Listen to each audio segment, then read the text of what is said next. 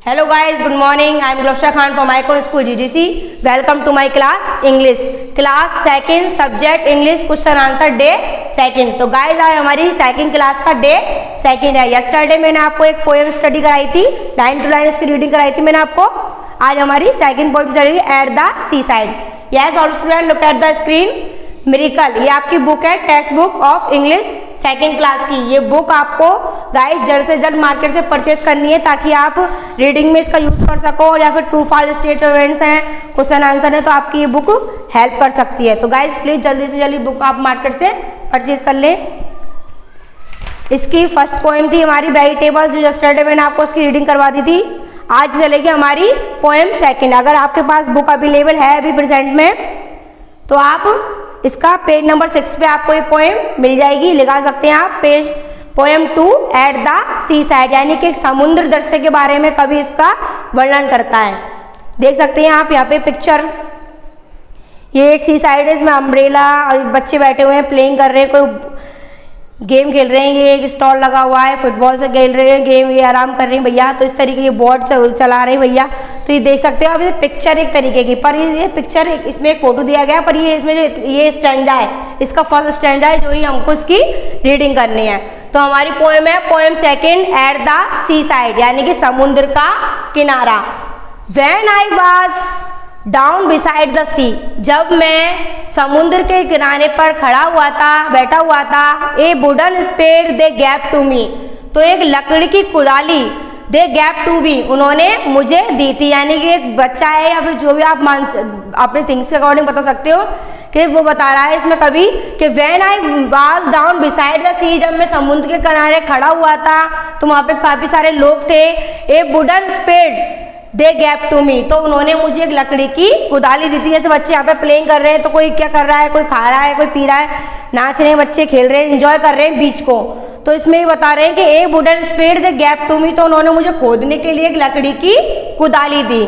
To dig the sandy storm, एक बड़े रेतीले पहाड़ के लिए, छोटे से पहाड़ को तोड़ने के लिए. माई होज बर एम्प्टी लाइक ए कप, और जो मेरे आसपास में जो छेद थे वो खाली पड़े हुए थे. लाइक ए कप यानी एक चाय के कप की तरह मेरे आसपास में जो छेद थे वो खाली पड़े हुए थे.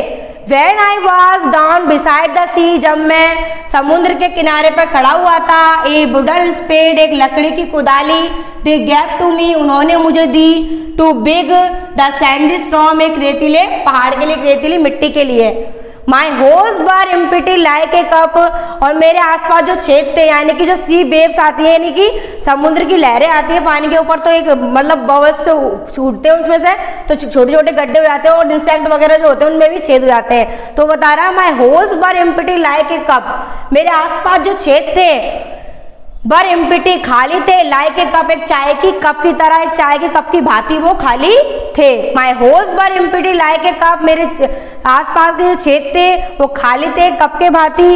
इन every hole the sea came up, और ऐसा लगता था कि सभी किसी से भरेंगे, ये इन समुद्र से खाली हो चुके हैं, उनको समुद्र ही भरेगा. Till it could come no more, और मैं यहाँ पर जब तक वेट करूंगा जब तक कि ये पूरी तरीके से भर नहीं जाते.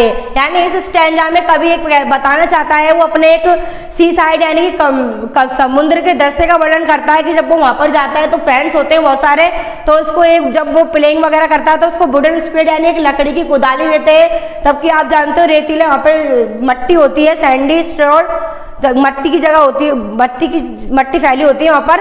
तो वहाँ पर जो पानी की वेव्स जो आती है, लहरें आती है, सी वेव्स यानी कि समुद्र की लहरों से वो छोटे छोटे होल्स बन जाते हैं. तो वो कहता है कि जो मेरे पास वाले सारे होल्स हैं वो खाली पड़े हुए कप की तरह, और ये किसी से भरे हुए, ऐसा लगता है कि समुद्र से ही भरे हुए, समुद्र से ही ये खाली हुए हैं और इनको समुद्र ही भरेगा.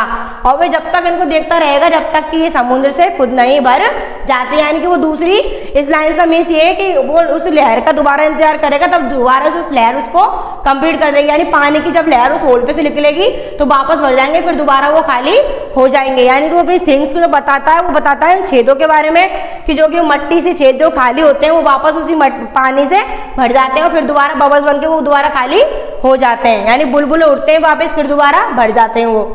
When I was down beside the sea, a wooden spade they gave to me. जब मैं समुद्र किनारे खड़ा हुआ था, a wooden spade they gave to me, तो उन्होंने मुझे एक लकड़ी की कुदाली दी। To dig the sandy shore, एक तोड़ने के लिए एक बर्फ के एक मट्टी के टीले के लिए। My holes were empty like a cup, और मेरे जो आसपास के चारों तरफ में छेद हो रहे थे वो सारे खाली थे। लाइक ए कप, एक कप के भांति। In every hole the sea came up, पहले लगता था सारे होलों को कौन भरेगा, सी यानी समुद्र की लहरों से ही ये भरेंगे। Till it could come no more, और मैं जब तक यहाँ पे इंतजार करूंगा, जब तक देखता रहूंगा कि जब तक ये भर नहीं जाते। तो गाइज ये थी हमारी poem second, at the C side यानी समुद्री दृश्य, क्लास सेकंड, सब्जेक्ट है इंग्लिश आपका। तो ये मैंने आपको इसकी लाइन टू लाइन रीडिंग करवा दी है, क्योंकि हमारी सेकंड क्लास की बुक में पहले भी पोएम थी, इसके भी कोई क्वेश्चन आंसर नहीं है, और ये सेकंड जो पोएम है इसकी भी बस ओनली ऑन रीडिंग के लिए बुक से, और या फिर ये स्टैंजा आपको रीडिंग के लिए ही बताया गया है। तो गाइज आपको आज आपको होमवर्क है, आपको जैसे तरीके से यस्टरडे आपने उस पोएम की होमवर्क में वो पोएम को राइट किया था, इस तरीके से आपको नोटबुक में पोएम डालनी है। Poem second, at the C side यानी समुद्र दृश्य, और जो लाइन है इस तरीके से लाइन्स आपको राइट करनी है, यही आपका वर्क है। SW same as and read it.